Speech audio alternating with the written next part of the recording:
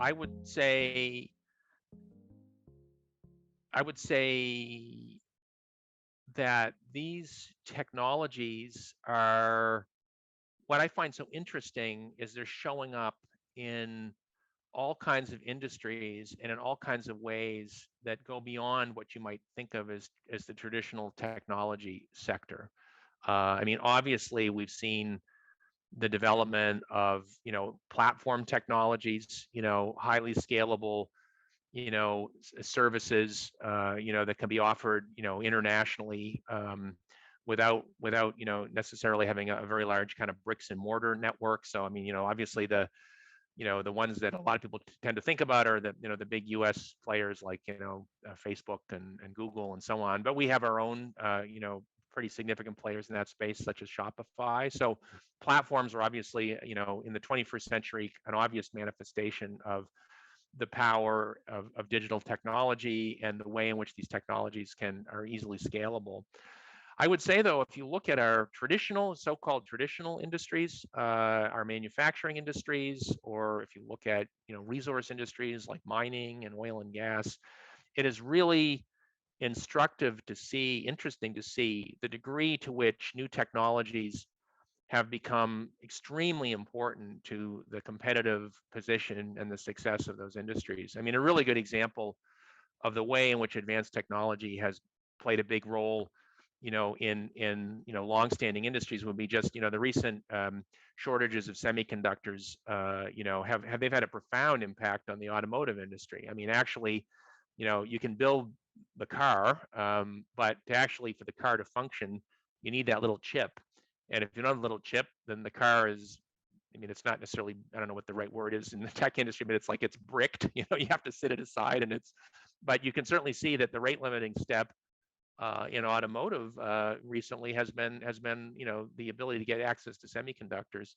You can see in some traditional resource industries the ability to make use of technologies such as digital twins, the ability to do data mining to figure out how do you best get access to the resource, or how do you best exploit a particular mineral and that sort of thing. Those are quite important.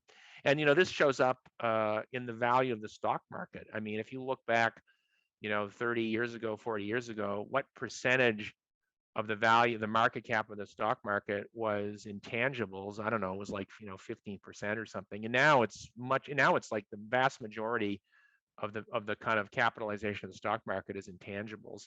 That doesn't necessarily directly translate into data or digital technologies like, say, machine learning, but I think it's a good proxy. It's like, actually, the market is saying most of your value now as a company is not actually the physical stuff that you have in your warehouse or the plant and equipment. The most valuable are the ideas. I mean, it's the intellectual property, and it's your ability to, in effect, it's your ability to do something. It's your ability to do things better than the competitor. Whereas that wasn't true, 50 years ago.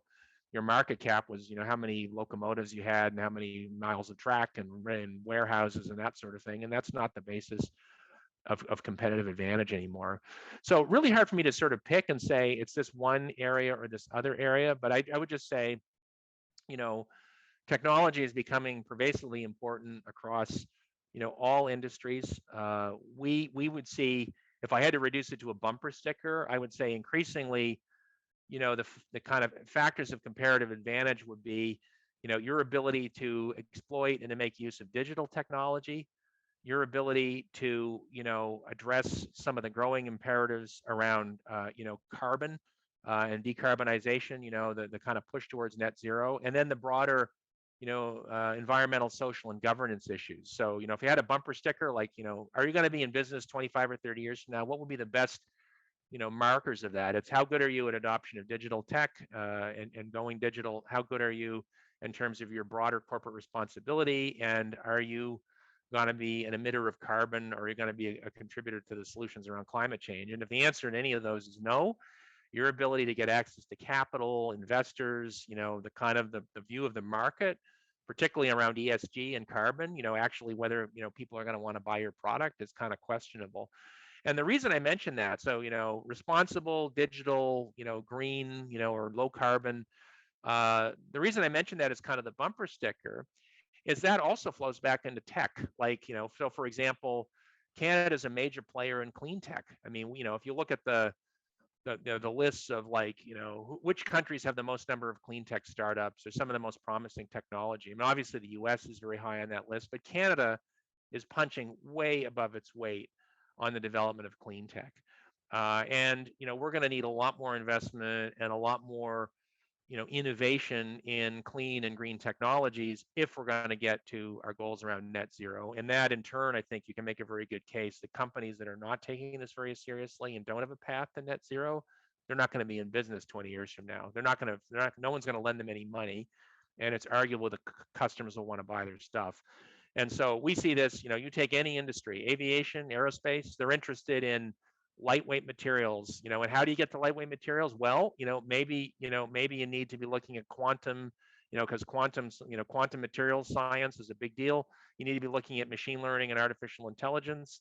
That's very useful for things like autonomous flight, and finding the best point between the least the way to kind of spend the least amount of energy to get between two cities. Pilots can try to do that, but actually you have an AI enabled technology to kind of figure out the most fuel efficient use of the engines and the capability you have. So, if you're trying to get to low carbon aviation, it's a whole blend of things. It's traditional engineering, it's machine learning, it may be quantum, it's certainly use of data and digital technologies, and so there's a whole bunch of stuff that comes to bear, even in what you might think of as an industry that's been around for a very long time. Same thing in automotive, same thing in industries like energy. And so I think, you asked, like, where is the growth the fastest? I'm not sure. It's kind of hard to say, well, here's a bunch of sunset industries and here's a bunch of sunrise industries that are, the industries of the future. I think, people still have to eat. They still have to get around, and what you're seeing is technology is becoming pervasively important, even in industries you might think of as traditional, to kind of achieve our environmental and our social and our other kinds of goals, and to be more effective at doing business.